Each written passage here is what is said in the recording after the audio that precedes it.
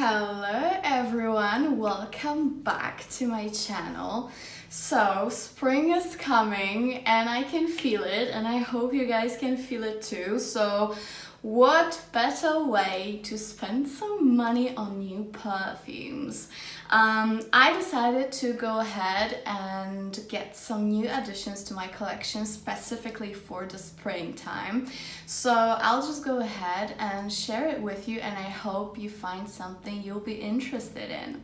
So I'm gonna start, by the way, I'm gonna save the best for the last, so stay tuned. And I'm gonna start with the perfume range that I wasn't too sure about in the beginning, mainly because my mom uses it, and you know, it's like I don't wanna duplicate our perfumes, even though we don't live together, and like, you know, I don't smell her on the daily basis, but nevertheless I was not too sure. At first I thought that the original version was a little bit too rosy and too mature for me, but I got two versions of Armani Si. So I got the original Armani Si Eau de Parfum and Armani Si Passione. So with the first one, Armani Si, it's a very long-lasting black currant rose patchouli scent. So I mainly get rose in here and the patchouli in the dry down. It has some, like, you know, berries in the beginning, and they linger for a few hours, I must say. Very, very nice scent. It is the scent that I need to be in a mood in for it, because, you know, it's quite rosy. So nevertheless, it lasts a long time on the skin, which I love, and the ciliage is also quite nice. I think from all these, you know, the ranges that just came out a few years ago from all the houses, like, you know, Black Opium, Guerlain, then we had La Vie Belle. This one is quite a unique scent, I must say. It's not as gourmand as the others. It's way more mature, I would say. Nevertheless, I really recommend checking it out because it's perfect for spring. This is a definite spring scent. I know people also wear it during winter or for a date night, but for me, you know, since it's quite flowery because of that rose, and it's very potent rose, to me it's like more of a daytime scent, definitely. But I really highly recommend checking that. It's lovely. And there we have Si Passione, and to be honest, I've read very mixed reviews about this one, and I must say I kind of like it more than the original because it's more zesty and they added few other fruits in it. So I kind of like it more, I must be honest. And whenever somebody wears it, I know exactly that is Si Passione. I know people say it's very generic, it's nothing new. Yeah, well, it's nothing new, that's true. But I still really like it, and the ciliage is very potent. So I highly recommend checking it out. I finally packed the plunge and got both of them, so I'll be testing them during the springtime, but I think I'm gonna like them, especially this one. I really like it. So that's Armani. Now we're gonna move on to, I guess it's my favorite perfume brand of all time, and we're gonna move on to Guerlain.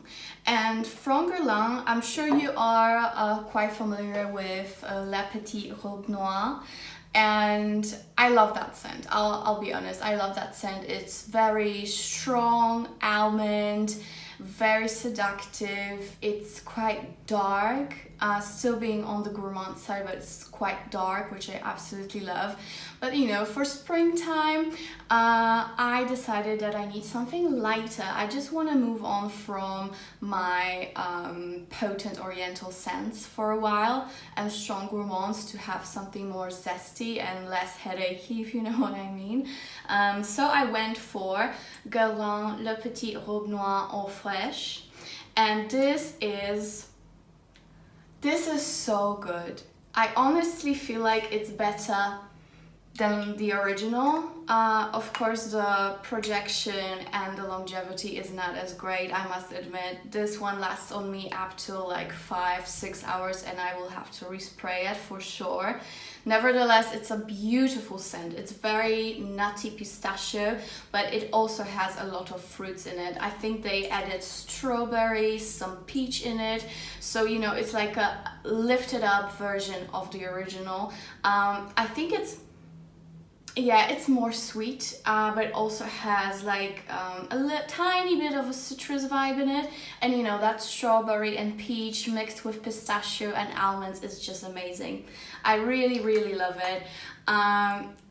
Gorgeous scent. The only problem is the longevity. I'm not very happy about it, I must admit, but I really don't care because it's so lovely. I'm just gonna respray it. Whatever. So that's La Petite Robe Noire en Fraiche, and the other Guerlain, and this one is like one of the loveliest scent in the world, but the lasting power just is a crap. There is no lasting power, but I love it. So I think it's my third bottle of it already. And I'm gonna keep repurchasing it until they stop producing it. And this is the Aqua Allegoria Teazzurra. So with Aqua Allegorias, I went through a lot of them. Like I went through Pampeluna, which is very grapefruity. The rosy one, I think it was Rosa Pop. Mandarin Basilic, which is a lovely unique scent because you have like a strong basil mixed with citruses. So mainly Aqua Allegorias are very gorgeous scents, but the lasting power just isn't there in any of them. I think the most lasting one was Pampeluna because of the very, very potent grapefruit in it. This one, however, is a jasmine and tea scent. It has some vanilla in the dry down, and I think some musk.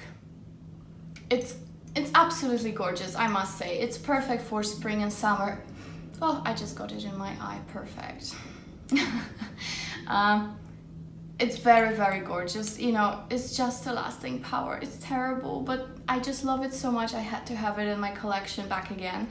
I really recommend checking it out because if you don't mind respraying perfumes during the day, this is the way to go because it's so lovely and so underrated. Like, I don't hear people talk about him at all. So check it out because it's lovely, and like I really recommend checking the whole Aqua Allegoria range because you know, I think that everyone can find something for themselves in there because they have those florals, strong florals and citruses and sweet ones. So yeah, Aqua Allegorias are gorgeous, but you know, again, the lasting power is just a joke.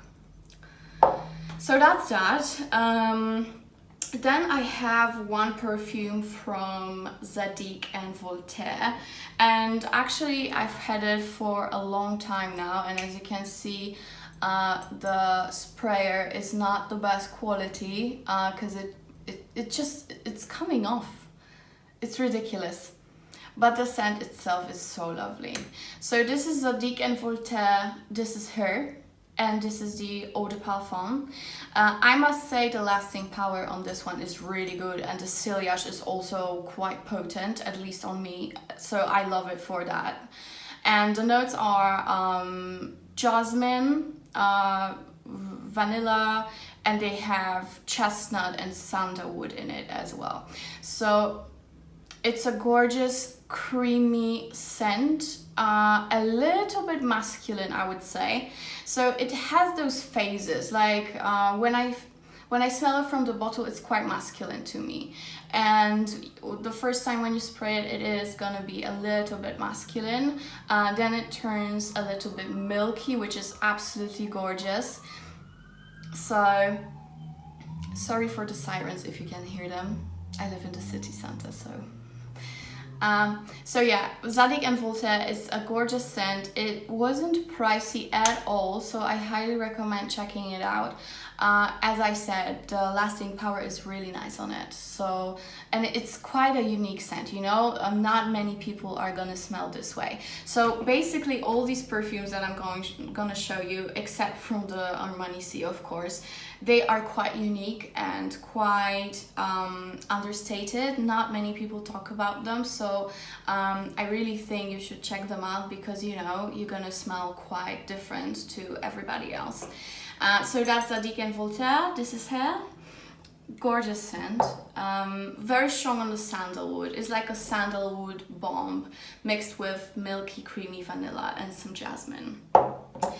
Okay, now we can move on to Hermes. So from Hermes also I have perfumes that are not too much talked about, and the first one, I think it is the most classy citrus ever made, and this is Jour de Hermes, and it starts off with grapefruit and lemon.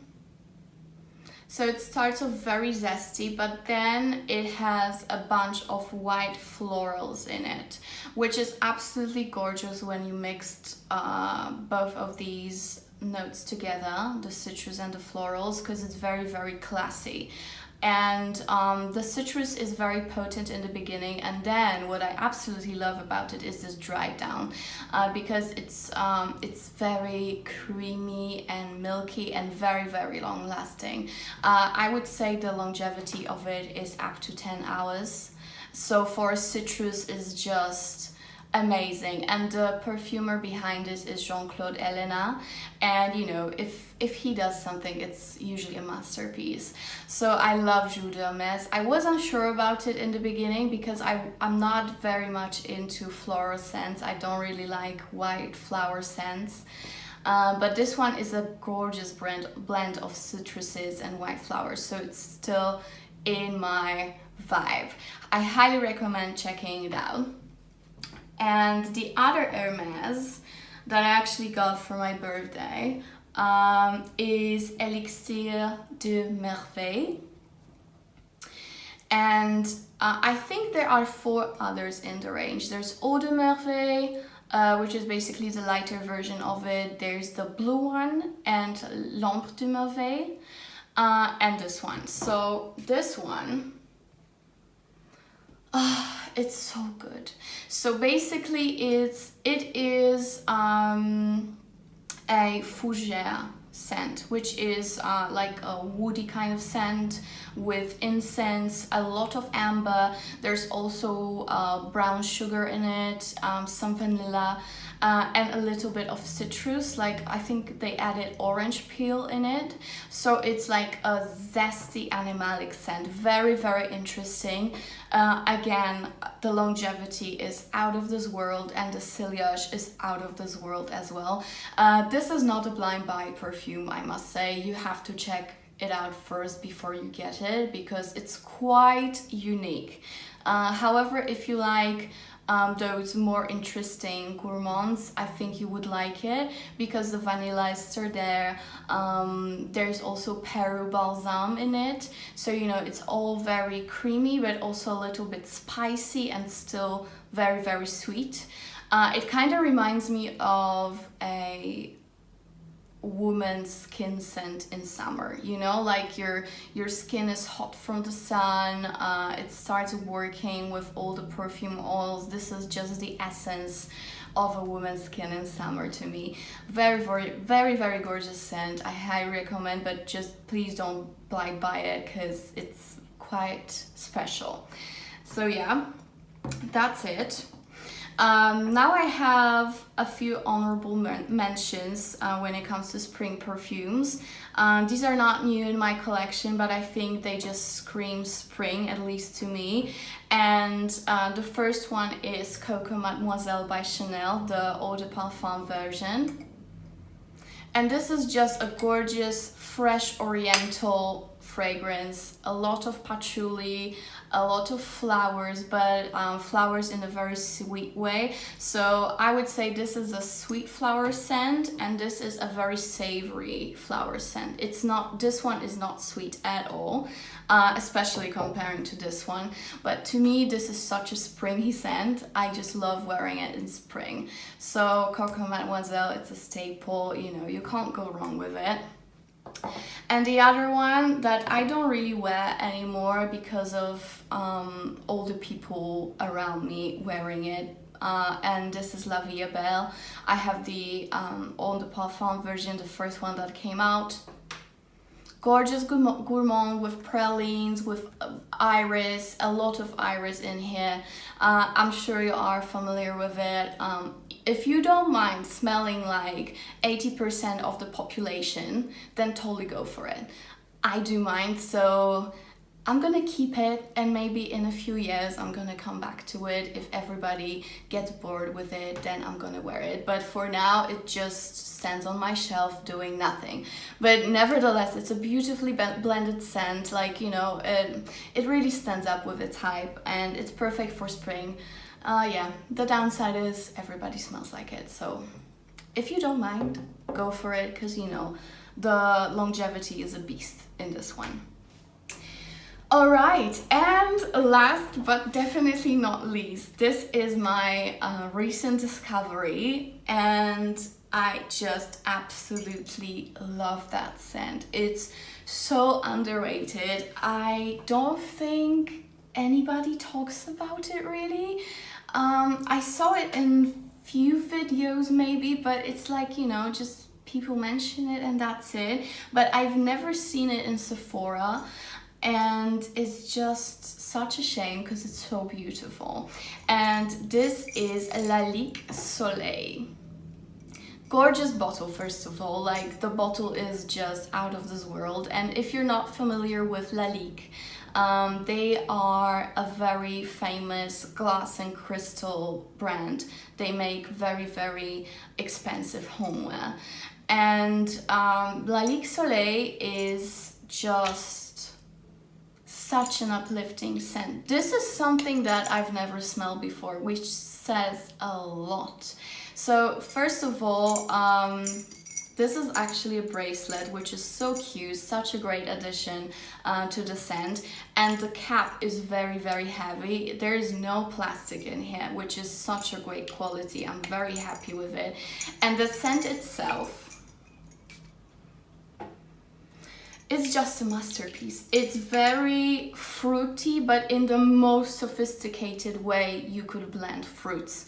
It's fruity, it's milky, it also has some coffee and praline in it, which gives it a gorgeous blend. It also has some milk in it, which is very interesting. So basically all those fruits and some florals that it has are just blended in those gorgeous gourmand veil of milk and praline and sugar. Absolutely amazing, very uplifting, very long lasting as well. Smells absolutely divine. I highly, highly recommend checking it out. And for what it is, it wasn't expensive at all. So I'll try to find a link to it and I'll just insert it below for you guys so you can check it out. This is just the best find for me. I just love this scent, and I think I'm gonna wear it throughout the whole spring and summer. Absolutely love it. Just guys, from all these scents, please check out this one first. It's Lalique Soleil. Absolutely love this one.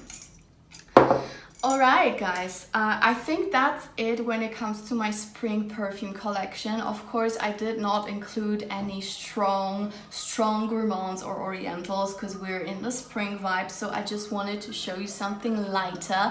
And I really hope you guys enjoyed it, and don't forget to subscribe. It's gonna really help me a lot to build this beautiful community where we talk about perfumes, beauty, fashion, skincare, and so much more. So thank you once again, and see you in the next one. Bye!